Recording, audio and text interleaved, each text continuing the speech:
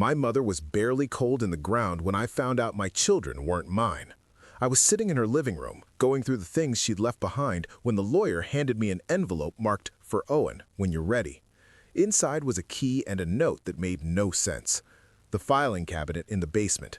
Everything you need is there. I'm sorry I couldn't protect you from this while I was alive, but I made sure you'd have the weapons to fight back. Trust nothing she tells you. Trust no one she knows. And whatever you do, don't let her see you coming." I thought my mother had lost her mind at the end, some kind of paranoia, maybe dementia setting in. Then I opened the cabinet. Lab reports, surveillance photographs, bank statements I'd never seen, and journals, dozens of them, documenting 18 years of observations about the woman I'd shared a bed with since I was 24 years old. The woman who'd just come home from a medical conference looking like she'd been reborn. The woman my mother had been investigating since before my wedding day. I want to tell you I handled it well, that I stayed calm, thought clearly, made smart decisions. But first, let me tell you about the night my wife came home glowing and the moment I finally understood what my mother had been trying to show me. Before I take you back to how all of this started, tell me the time and where you're watching from. I always love seeing how far my stories travel. Consider liking and subscribing, but do it only if you like what I do here. Now, let me walk you back a bit. 3 weeks before my mother's funeral, Brooke walked through our front door after her medical conference in Seattle. I'd been waiting up for her. 3 days felt longer than it should have after 18 years of marriage, but I'd missed her, made her favorite dinner, put fresh flowers on the kitchen table like some lovesick newlywed. When she came through the door, I knew immediately something was different. She was glowing, not tired, not conference-weary. She looked like a woman who just remembered what it felt like to be alive. "Hey, you," she said, kissing my cheek. Not my lips, my cheek. I'm exhausted, going to shower and crash. I walked past her without looking at the dinner, without noticing the flowers, without asking about the kids or the clinic or the 3 days we'd spent apart. I told myself I was being paranoid. 18 years, 2 kids, a veterinary practice I'd built from nothing while she worked nights at Cedar Falls General.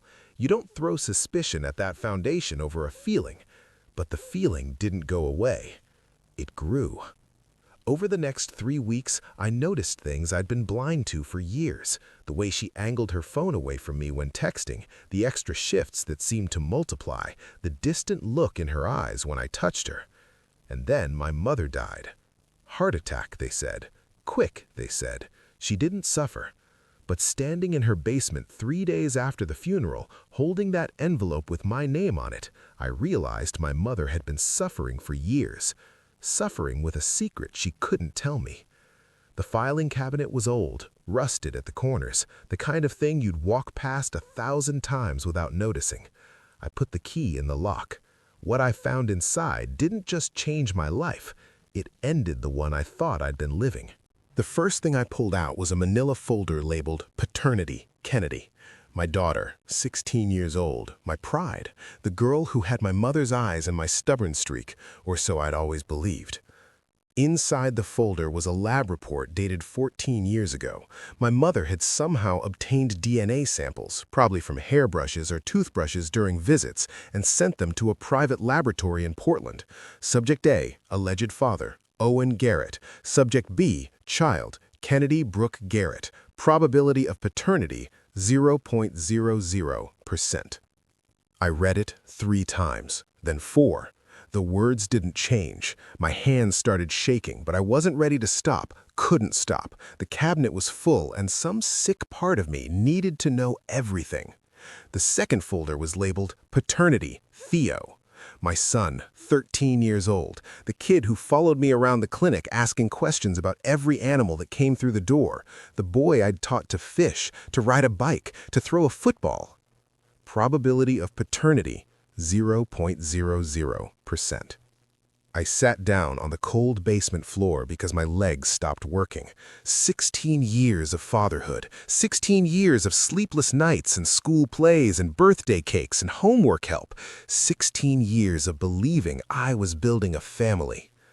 None of it was real. The children I'd raised, loved, sacrificed for, they weren't mine. They had never been mine, and my mother had known. She'd known for over a decade, and she'd never said a word. I wanted to be angry at her, part of me was, but as I pulled more folders from that cabinet, I began to understand why she'd stayed silent. There were surveillance photographs, dozens of them.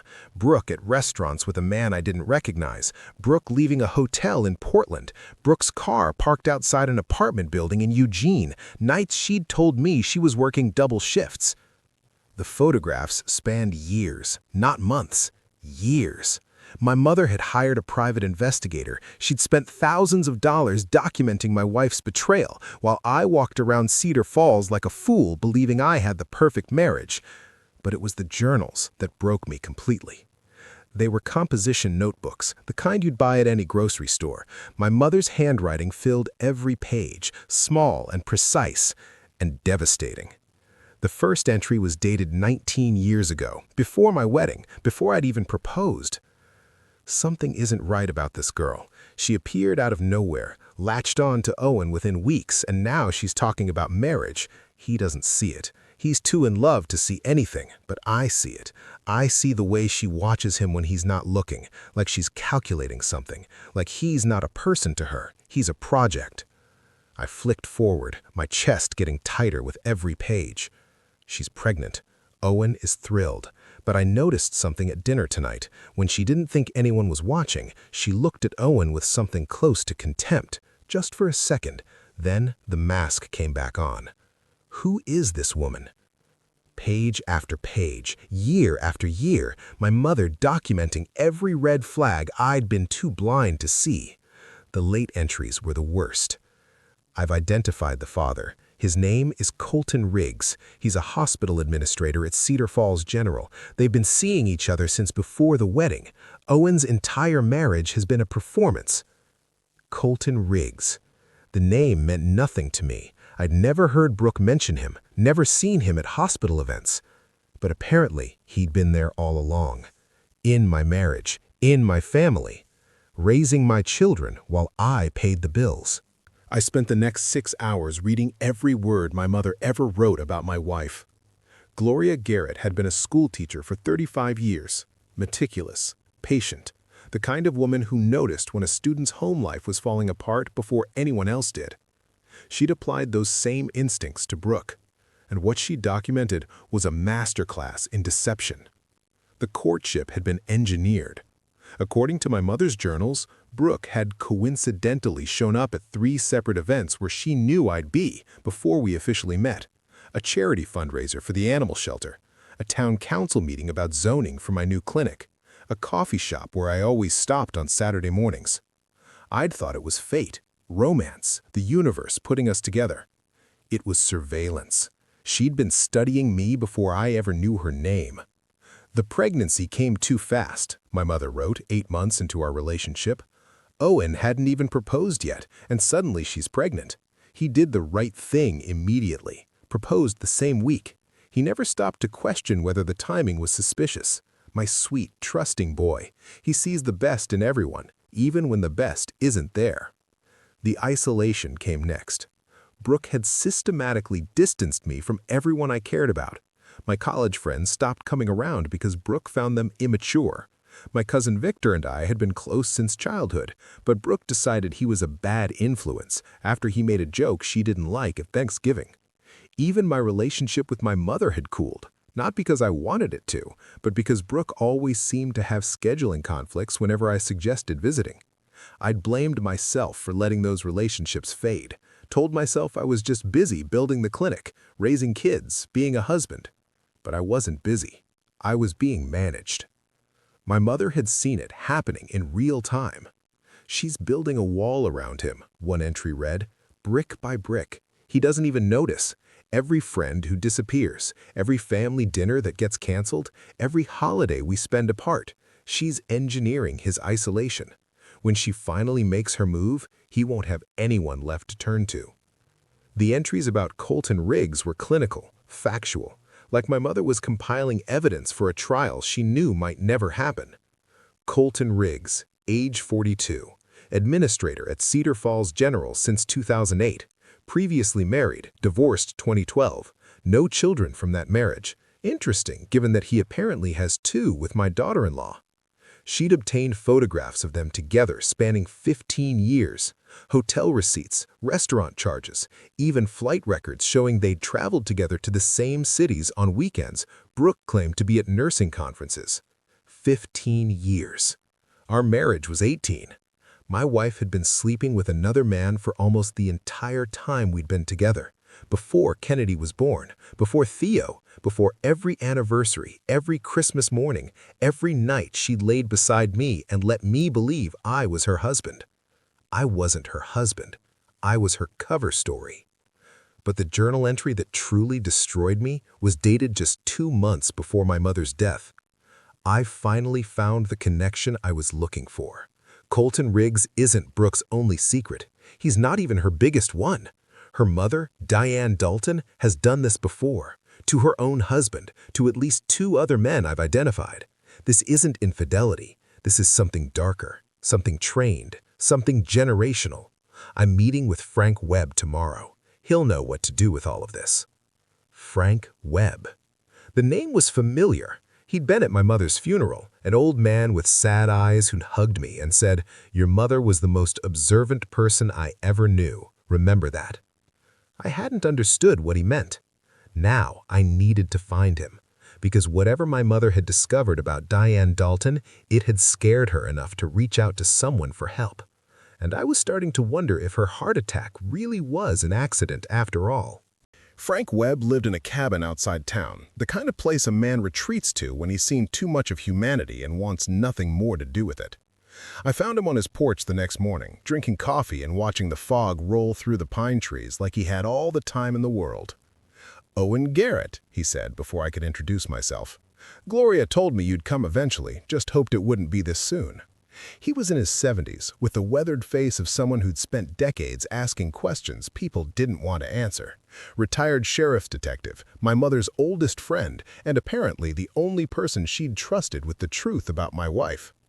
"You knew," I said. "You knew what Brooke was doing." "Sit down, son. This conversation's going to take a while." He poured me coffee I didn't want and started talking. Frank had been investigating the Dalton family for almost 20 years. Not officially, he'd retired long before that, but as a personal project, an obsession really, because the Dalton women had destroyed someone he cared about. "Your wife has a sister," Frank said. "Kate, older by 3 years. You ever meet her?" I shook my head. Brooke had always said her sister lived abroad, France, I think, or maybe Italy. The story changed depending on when you asked. "Kate doesn't live in Europe. Kate lives in Medford, in a house that used to belong to a man named Warren Price." The name meant nothing to me. Warren was a dentist, successful practice, nice family, everything a man could want. Then he met Kate Dalton at a charity event. Within 2 years, he'd divorced his first wife, married Kate, and signed over half his assets. Within 5 years, he'd lost everything. The practice, the house, his relationship with his kids from the first marriage, all of it. What happened? Same thing that's happening to you. Kate followed the playbook. Playbook? Frank set down his coffee and looked at me with eyes that had seen too many broken men. "Diane Dalton raised her daughters like weapons, Owen. She trained them from childhood. How to identify targets, successful men with trusting personalities and weak support systems, how to create dependency, how to isolate, how to extract maximum value before discarding the host." I felt sick. "You're saying this is a family business?" "I'm saying Diane did it to her own husband 30 years ago. Then she taught Kate. Then she taught Brooke. 3 generations of predators, each one more sophisticated than the last." The coffee sat untouched in my hands, growing cold. "Warren Price is still alive," Frank continued. "Barely. Lives in a trailer park outside Medford. Works part-time at a hardware store. He's 58 years old and he looks 80. I need to talk to him." "I figured you'd say that." Frank handed me a slip of paper with an address. "But Owen, Warren's fragile. What Kate did to him broke something that never healed. Be gentle." I drove to Medford that afternoon. Warren Price answered the door in a stained undershirt, and Frank was right. He looked ancient, hollowed out, like someone had scooped out everything that made him human and left only the shell behind. "You're the new one," he said when I told him who I was. "Brooke's husband. You know about me?" "I know the Dalton women always have a project running." Come in, I'll tell you everything. If this is hitting close to home, you probably already understand why stories like this need to be told. Warren's trailer smelled like cigarettes and regret.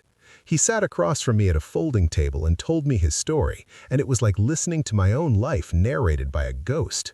The whirlwind courtship, the too-fast pregnancy, the systematic isolation from friends and family, the financial manipulation that happened so slowly he never noticed until it was too late. Kate used to joke about it, Warren said, his voice hollow.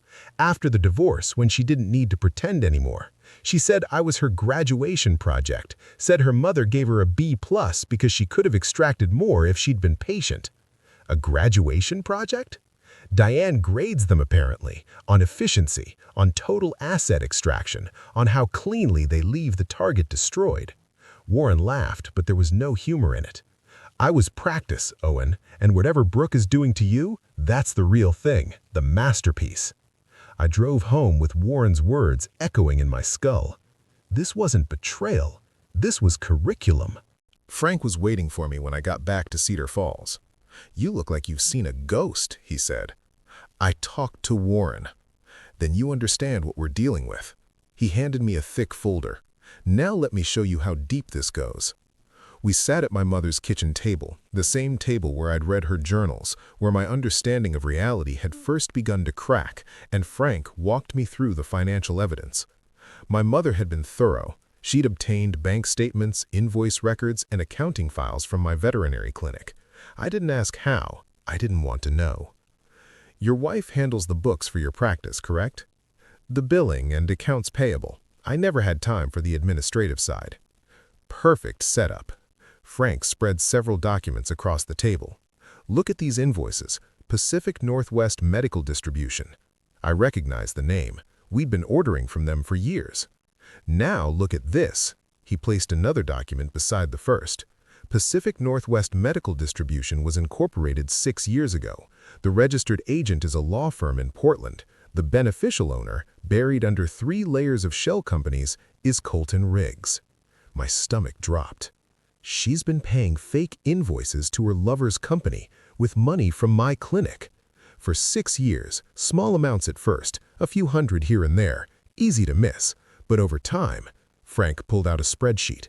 We're looking at over $400,000, Owen, siphoned out of your business and into accounts controlled by Brooke and Colton. $400,000. I thought about all the times Brooke had told me we needed to be careful with money, all the vacations we didn't take because the clinic was struggling, all the nights I'd worked late, seeing extra patients, trying to keep us afloat financially. Meanwhile, she was bleeding me dry and sending the money to her lover. "It gets worse," Frank said. He always seemed to have worse.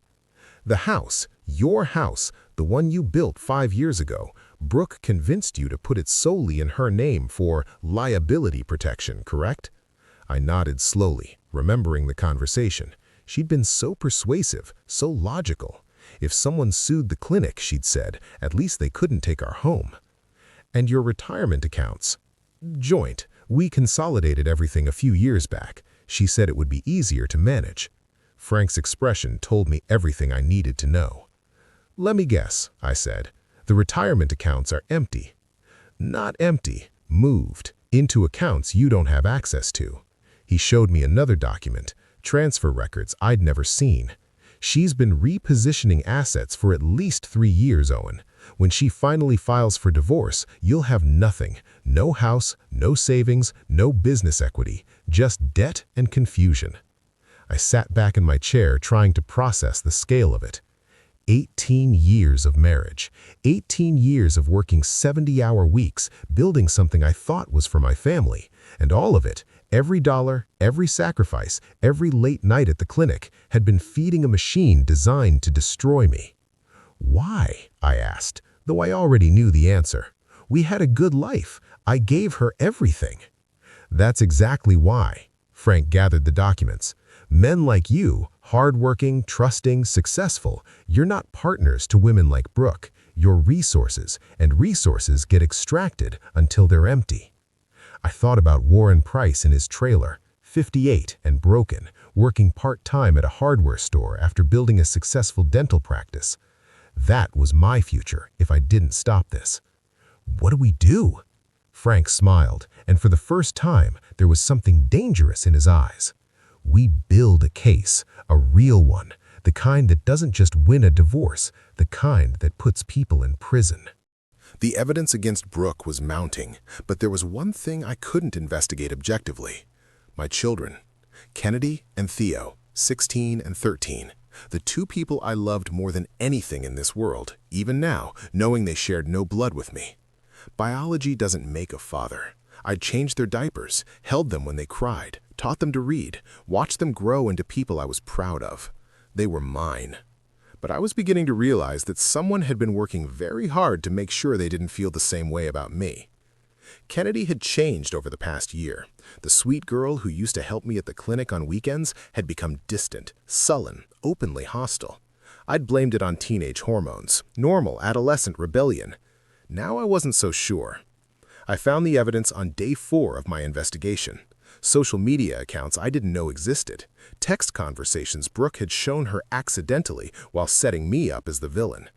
Kennedy had been told I was controlling, that I monitored her mother's spending because I didn't trust women with money, that I refused to let Brooke have friends or freedom. The only reason Brooke stayed was to protect the kids from my temper. None of it was true. All of it had been planted. My daughter had been turned into a weapon without ever knowing she was being loaded. Theo was different. He'd always been more observant than his sister, quieter, the kind of kid who watched everything and said little. I'd worried sometimes that he was too much in his own head. Now I was grateful for it. He called me 3 days after I found the filing cabinet. Brooke had taken his phone, punishment for some invented offense, but he'd borrowed a friend's. "Dad, something weird is happening." I gripped my phone tighter. "What do you mean, buddy?" "There's a man who comes to the house when you're at work. Mom says he's just a friend from the hospital, but—" Theo's voice dropped to a whisper. "He doesn't act like a friend, Dad. He acts like he lives here." My blood ran cold. "What does he look like?" "Tall, brown hair, drives a black BMW. He's there a lot, like almost every day you're working late." Colton Riggs, in my house, with my children, while I worked 70-hour weeks to support a family that was never really mine. "Does he talk to you? To Kennedy?" "He tries to talk to me, but I don't like him. Something's wrong with his eyes, like he's pretending to be nice but isn't." Theo paused. "Kennedy likes him, though. She calls him Uncle Colt. Mom told her he's going to be around more because you're probably going to leave soon." I closed my eyes. They were preparing the children for my removal, introducing Colton as the replacement father before I even knew I was being replaced. "Theo, listen to me. I need you to be careful, okay? Don't tell your mom we talked. Don't act any differently around her or around that man. Can you do that for me?" "Dad, what's going on? You sound scared." I was scared, terrified. Not for myself. I'd already lost everything that mattered financially. But my children were still in that house, being shaped by people who saw them as assets to be managed. "I'm going to fix this," I told him. "I promise, but I need you to trust me and be patient. Can you do that?" "Yeah, Dad, I trust you." 3 words, simple and honest, the most valuable thing anyone had given me in 18 years. Moments like this are exactly why I pay attention now, because the truth doesn't always show up the way you expect. After I hung up, I sat in my mother's kitchen and let myself feel the full weight of what was happening. My wife was a predator. My daughter had been poisoned against me. My son was the only ally I had left in enemy territory. And the man who had fathered both my children was sleeping in my bed, spending my money, and preparing to step into my life the moment I was pushed out of it. The rage I felt wasn't hot. It was cold, surgical. I wasn't going to let them win. I wasn't going to become another Warren Price, broken and hollow, living in a trailer park while the people who destroyed him enjoyed the life they stolen. I was going to burn it all down. But first, I needed more evidence, the kind that couldn't be explained away or dismissed, the kind that would send people to prison. I should have known Brooke would strike first. A woman who'd spent 18 years playing the long game wasn't going to sit around waiting for me to finish my investigation. She'd been watching me just as carefully as I'd been watching her, maybe more carefully. I just hadn't realized it until the police showed up at my mother's house. Owen Garrett? The deputy was young, nervous. He kept his hand near his holster like I was dangerous. Your name is on a restraining order. You need to come with me. A restraining order? From who? Your wife, sir. She's alleging threats of violence and erratic behavior. You're prohibited from coming within 500 feet of your home, your wife, or your children until the hearing. I stood in the doorway of my mother's house, the house where I'd discovered the truth about my entire life, and felt the walls closing in. This is insane. I never threatened anyone. That's for the court to decide, sir. Right now, I need you to surrender any firearms and come with me to the station for processing. They took me in a patrol car, fingerprinted me, photographed me, treated me like a criminal, while Brooke sat in my house with her lover and my children playing the victim she'd always pretended to be. The charges were detailed and devastating. According to the police report, I had exhibited increasingly paranoid behavior over the past several weeks. I had made threatening statements about Brooke and her friend from work. I had stalked my wife by tracking her movements and accessing private financial documents without authorization. Every piece of my investigation had been reframed as evidence of my instability. The kicker came when I called my clinic to explain why I wouldn't be in. Dr. Garrett, we've been trying to reach you. My office manager sounded uncomfortable. There are auditors here. They say there are financial irregularities. Mrs. Garrett has filed a complaint with the State Veterinary Board claiming you've been embezzling from the practice. I actually laughed. The audacity of it was almost impressive. Brooke had been stealing from me for 6 years, and now she was accusing me of being the thief. The board has suspended your license pending investigation, my office manager continued. I'm sorry, Dr. Garrett. I don't know what's happening, but they told me not to let you into the building. I hung up and sat in the parking lot of the police station, staring at nothing. Homeless, broke, publicly accused of abuse and embezzlement, banned from seeing my own children. In 48 hours, Brooke had dismantled everything I had left. And the worst part? From the outside, it looked legitimate. A concerned wife protecting herself from a husband who'd snapped, a responsible business owner reporting financial crimes, a mother shielding her children from a dangerous father. No one would believe me, not without proof. I called Frank from a payphone because I didn't trust my cell anymore. She made her move, I said. I know. I've been monitoring the police scanner. Frank's voice was calm, too calm. This is actually good news, Owen. How is any of this good news? Because she's accelerating. She's scared. That means she knows you found something and she's trying to bury you before you can use it. I heard him light a cigarette on the other end of the line. Desperate people make mistakes, and we're about to give her a chance to make a big one. What do you mean? She's going to reach out to you, probably tonight or tomorrow. She'll want to negotiate, to offer you a way out that leaves her in control. Frank paused. When she does, you're going to accept the meeting, and you're going to let her think she's won. They thought I was finished. They thought I had nothing left.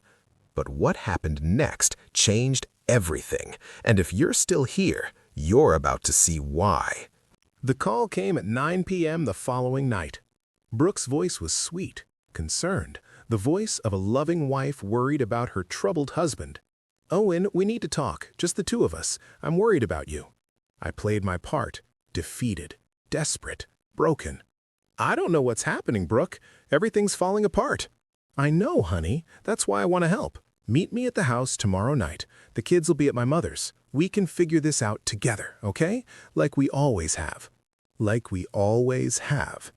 18 years of lies compressed into 4 words. Okay, I said. I'll be there. Frank spent the next morning preparing me. The recording equipment was sophisticated, military grade, he said, purchased from a contact who owed him favors. A tiny camera disguised as a shirt button, a microphone woven into my collar, a backup audio recorder taped to the small of my back. The live stream will broadcast to a private server, Frank explained. From there, it's automatically distributed to 6 different platforms. Even if they find the equipment on you, the footage will already be out there. What if they search me? They won't, not at first. Frank's expression was grim. They think you're beaten. They think you came to beg. People don't search someone they've already defeated. And if they do, then I'll be parked down the road with local law enforcement on speed dial. He handed me a small device that looked like a car key fob. Panic button. Press it twice, and I'll have deputies there in 3 minutes. I drove to the house that evening with my heart pounding so hard I could hear it in my ears. My house, the one I'd designed, the one I'd worked 70-hour weeks to pay for, the one that now belonged to a woman who'd been planning to steal it since before I put a ring on her finger. Brooke answered the door looking like a concerned wife from a Lifetime movie. Soft sweater, worried eyes. The performance was flawless. "Oh, Owen, you look terrible. Come in." She led me to the living room, the room where I'd read bedtime stories to children who weren't mine, where I'd celebrated anniversaries that meant nothing to her, where I'd built a life that was never real. And there, sitting on my couch like he owned the place, was Colton Riggs. He was exactly as Theo described him, tall, brown hair, dead eyes pretending to be warm. "Owen," he nodded at me like we were old friends. "Good of you to come." I looked at Brooke. "You said we'd be alone." I lied. She smiled, and for the first time in 18 years, I saw her real face. Cold, calculating, predatory. "I've been lying to you since the day we met, Owen. Surely you've figured that out by now." They sat across from me, my wife and her lover, the real father of my children, looking at me like a business deal that had finally closed. "Here's what's going to happen," Colton said, leaning forward. "You're going to sign these papers, full confession to financial fraud, voluntary surrender of all assets, agreement to supervised visitation only, which we'll make sure gets denied." "And if I don't?" Brooke laughed. The sound made my skin crawl. "Owen, you're already finished. The restraining order, the license suspension, the criminal investigation. By next month, you'll be in prison for embezzlement." She tilted her head, studying me like a specimen. "We're offering you a way out. Sign the papers, disappear quietly, and we won't push for maximum charges." "You're framing me for crimes you committed." "Prove it," Colton smiled. "Oh wait, you can't, because all the evidence points to you. We made sure of that." I looked at them both, these people who had hollowed out my life from the inside, and I felt something shift in my chest. Not defeat, anticipation. "Before I sign anything," I said slowly, "I think I've earned that much." Brooke glanced at Colton. He shrugged. "Why not?" she said. "It's not like you can do anything with the information." And then she started talking. Brooke talked for 20 minutes. She told me everything, how her mother Diane had identified me as a target when I was still in veterinary school, how Brooke had engineered our chance meeting at the animal shelter fundraiser, how the pregnancy had been planned, not with my child but with Colton's, to force a quick marriage before I could think clearly. "You were perfect," she said almost fondly. "Hardworking, trusting, isolated from family, no close friends who might notice something was wrong, and that business you were building, we could see the potential." She told me about the financial scheme, the fake invoices, the shell companies, the retirement accounts drained and moved into offshore trusts I'd never find. $437,000, Colton added proudly, plus the house, which is worth another $800,000. Not bad for 18 years of work. Work, I repeated. "That's what this was to you?" "Everything is work, Owen." Brooke's eyes were empty. "Some people build businesses, some people build careers. I build situations, and you were my masterpiece." She told me about her mother's system, the targeting, the training, the grading scale that measured efficiency and total extraction. "Kate got a B+ with Warren Price," Brooke said. "I'm getting an A. Mom's very proud." She told me about the children. "Kennedy knows the truth, has for about 6 months now. We've been preparing her for the transition." Brooke smiled. "She'll testify against you if it comes to that. Say you were abusive, controlling. She's very convincing." "And Theo?" "Theo's a problem." Colton's expression darkened. "The kid doesn't trust me, keeps asking questions. We may need to send him away to boarding school after the divorce. Get him away from your influence." I thought about my son, 13 years old, calling me from a borrowed phone to warn me about the monster in our house. "You're not sending him anywhere," I said quietly. Colton laughed. "Owen, you don't have a say anymore. In about 10 minutes, you're going to sign these papers, and then you're going to leave. If you refuse, well, a troubled man breaks into his estranged wife's home, threatens her and her friend, gets shot in self-defense. Very tragic." Brooke didn't even flinch. "We'd rather not go that route. It's messier, but we will if necessary." I stared at the gun, then at Brooke, then at Colton. "You're going to kill me. Only if you make us Brooke's voice was patient, reasonable, like she was explaining something to a slow child. "Sign the papers, Owen. Walk away. Start over somewhere else. You're not old. You could rebuild. Have a decent life without my children. They were never yours." The words hung in the air, cold, final, true. I took a deep breath. "You know what's funny?" I said. "Your mother tried to warn me about you for years. She kept journals, took photographs, hired investigators. She built an entire case against you before she died." Brooke's smile flickered. "Just for a second. Your mother was a paranoid old woman who couldn't accept that her son had found someone better than her, maybe. But she was also smart enough to give me everything I needed to destroy you." I looked directly at the camera hidden in my shirt button, including the idea to broadcast this conversation live to about 15,000 people. The color drained from Brooke's face. "What? You've been streaming since I walked through the door. The affair, the fraud, the stolen money, the threats, the gun." I smiled. "Kennedy testifying against me is going to be difficult now that the whole internet just heard you admit you coached her." Colton raised the gun. "He's bluffing. I'm really not." I pulled out my phone, the second phone, the one they didn't know about, and showed them the screen. The live stream was running, the viewer count was climbing, comments were flooding in faster than I could read them. 15,000 witnesses, Colton. You want to add murder to your list of charges." Brooke grabbed Colton's arm. "We need to leave, now. We need to..." The sound of sirens cut through the night. Getting closer. Getting louder. Frank had pressed his own panic button. The deputies were already on their way. I looked at the woman I loved for 18 years, the woman who'd borne another man's children and let me raise them, the woman who's stolen my money, my home, my family, my entire reality. "You said I was your masterpiece, Brooke." I stood up slowly. "But masterpieces don't fight back." The front door burst open. The deputies didn't come alone. FBI agents in tactical vests, state police, even a news van that had been monitoring the live stream and triangulated the location. Colton dropped the gun the moment the first agent came through the door. Brooke tried to run, actually tried to climb out a back window, but they caught her in the yard, face down in the grass I used to mow every Sunday. I watched them put handcuffs on the woman I'd loved for 18 years. I felt nothing. No satisfaction, no rage, just a hollow emptiness where my marriage used to be. The arrests made national news by morning. The live stream had been viewed over 2 million times before the platform started archiving it as evidence. Every news network ran the story. Every true crime podcast dissected it. Every comment section filled with people who couldn't believe what they'd witnessed. The Dalton family empire collapsed within a week. Diane was arrested at her home in Portland, charged with conspiracy, fraud, and, after Frank's investigation connected the dots, accessory to murder in my mother's death. The coroner had found traces of a rare cardiac medication in Gloria's system, the same medication Diane had access to through her network of hospital contacts. My mother hadn't died of a heart attack. She'd been silenced. Kate turned on her mother almost immediately, trading testimony for a reduced sentence. Warren Price was there when they let her out of the courthouse. He didn't say anything. He just watched. Sometimes that's enough. Brooke got 22 years. Colton got 18. Diane got life without parole. The financial investigation recovered most of the stolen money. The house went back to me. The veterinary license was reinstated after a formal apology from the state board. But none of that mattered as much as my children. Theo moved back in the day after the arrests. He'd watched the live stream at his grandmother's house, seen everything his mother had confessed to, and called me before the deputies had even finished processing the scene. I knew something was wrong, Dad. I always knew. We held each other in the kitchen of my mother's house, the house where I'd discovered the truth, where Gloria had spent years building the case that saved my life. And we cried together, father and son, the only honest relationship I'd had for 18 years. But Kennedy was different. She refused to see me for 3 months, refused my calls, refused the therapist's attempts to arrange a meeting. She'd been so thoroughly convinced of my villainy that even video evidence of her mother's confession couldn't break through immediately.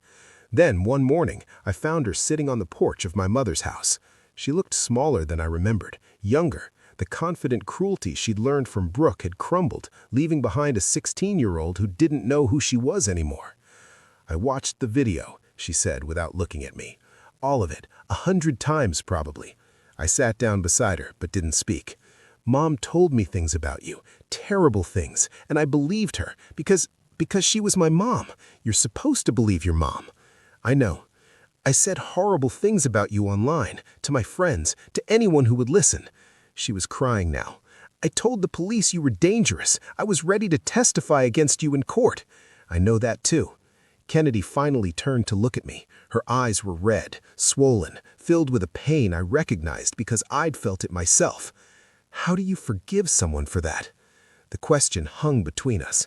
I thought about everything I'd lost, the 18 years of lies, the children who weren't mine by blood but were mine in every way that mattered, the mother who died trying to protect me, the life I'd built that turned out to be someone else's construction project.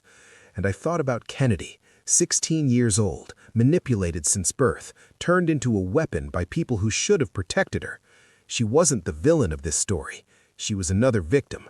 But forgiving her meant accepting that the daughter I'd raised, the girl I'd taught to ride a bike, whose nightmares I chased away, whose scraped knees I'd bandaged, looked me in the eyes and chose her mother's lies over my love. Could I live with that? Could I rebuild a relationship with someone who'd tried to help destroy me, even if she didn't fully understand what she was doing? Theo appeared in the doorway behind us, my son, 13 years old, the one who'd seen through everything. He looked at his sister, then at me, and his expression asked the same question Kennedy had. The morning was quiet. A bird sang somewhere in the distance. The fog was lifting from the valley below, revealing a landscape I'd known my entire life, but was only now learning to see clearly. Kennedy reached out her hand, just slightly, just enough, waiting for me to take it. Or not. Tell me which part of this story hit you the hardest. Let me know where you're watching from. And if you want more stories like this, you already know what to do. I looked at my daughter's hand. I looked at the years stretching out ahead of us, years of therapy and difficult conversations and learning to trust each other again, or years of distance, of holidays apart, of a wound that never fully heals. My mother spent the last decade of her life trying to protect me. She died before she could see it through, but she left me the tools to save myself. Now I had to decide what to do with the pieces. I took a breath, and if you think this is where it ends, it's not. There's another story waiting that will make this feel even heavier. Click the video on your screen. I'll meet you there.